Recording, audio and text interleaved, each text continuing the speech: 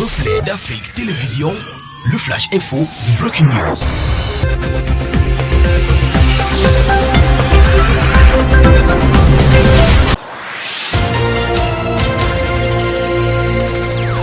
Ils sont environ près de 1070 hommes et femmes à être déployés comme ceux d'avant à Bosangwa dans le nord-ouest de la Centrafrique.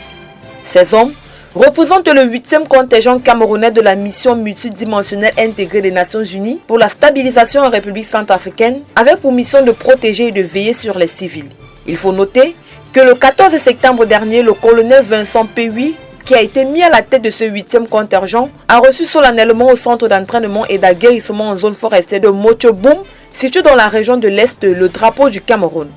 Il faut noter que cette mission pour la Centrafrique intervient après le passage en juillet dernier d'une mission d'évaluation des Nations Unies qui avait déclaré le contingent apte à être déployé en Centrafrique.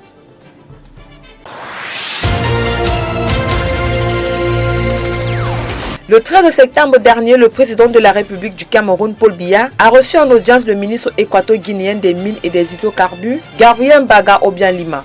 Ce dernier était porteur d'un message spécial du président équato-guinéen Teodoro Obiang-Nguema Bazogo à l'endroit de son homologue Paul Biya. Il faut noter que cette visite du ministre équato-guinéen s'inscrit dans le cadre d'une coopération stratégique en matière d'hydrocarbures entre les deux pays. Elle est également le symbole du renforcement des relations historiques entre la Guinée équatoriale et le Cameroun. Il convient de rappeler qu'en juillet dernier, le ministre équato-guinéen des Mines et Hydrocarbures Gabriel Mbaga Obiang-Lima avait été reçu en audience par son homologue camerounais Gaston Elondou Essomba. De leurs échanges, il était ressorti que les marchés des deux pays ont besoin de se mettre ensemble afin de profiter des économies d'échelle et pouvoir garantir la profitabilité de leurs infrastructures respectives. Les deux États avaient convenu d'affirmer cette collaboration pour réduire les tarifs des produits et garantir l'approvisionnement continu des deux marchés. Il était question d'échanger les expériences afin de satisfaire pour chacun le marché national et aussi de répondre aux besoins de la sous-région, avait déclaré Gabriel Mbaga Obiang-Lima. L'échange d'expériences dans le domaine des mines et des hydrocarbures est une opportunité à saisir pour ces deux pays, locomotives de la sous-région Afrique centrale.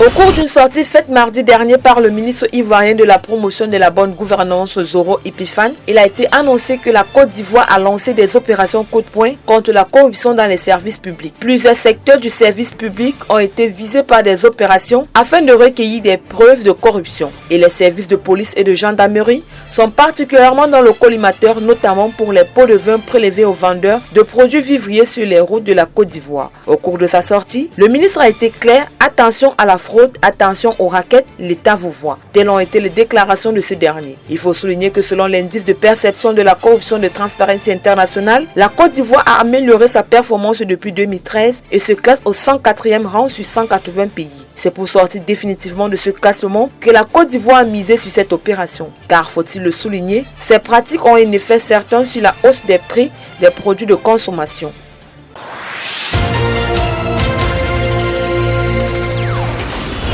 Arrivé à Lagos au Nigeria pour le tournoi Aïcha Bouhari qui a débuté le 15 septembre et s'achèvera le 21 septembre 2021, l'équipe camerounaise qui affiche complet a pris ses quartiers au Victoria Island Eco Hotel. Il faut noter que les Paulines de Gabriel Zabo feront leur entrée en lice jeudi face au Maroc. Il faut souligner que le sélectionneur de l'équipe nationale féminine de football camerounais a su faire un parfait mélange entre l'expérience de quelques joueuses internationales et des joueuses évoluant sur le plan local, précisément des joueuses de Guinée Super League pour disputer ce tournoi en terre nigériane.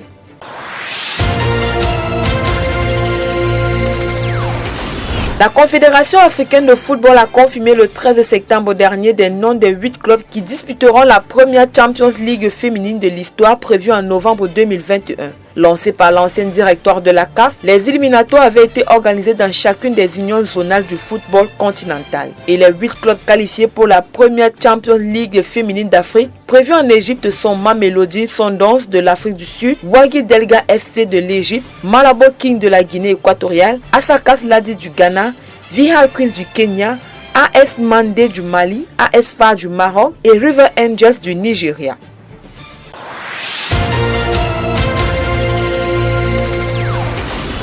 Pour la troisième fois, la sélection tunisienne de volleyball a été sacrée vainqueur au championnat d'Afrique des Nations de volleyball. Les Lions indomptables du Cameroun, tout comme en 2019, se sont inclinés en finale face à la bande de Wassim Bentara. La Tunisie s'est imposée 3-7-1 et le Cameroun a terminé sur la deuxième marche du championnat d'Afrique de volleyball. Christian Vouken et Arthur Kodi ont terminé respectivement meilleur blogueur et meilleur serveur au cours de ce championnat.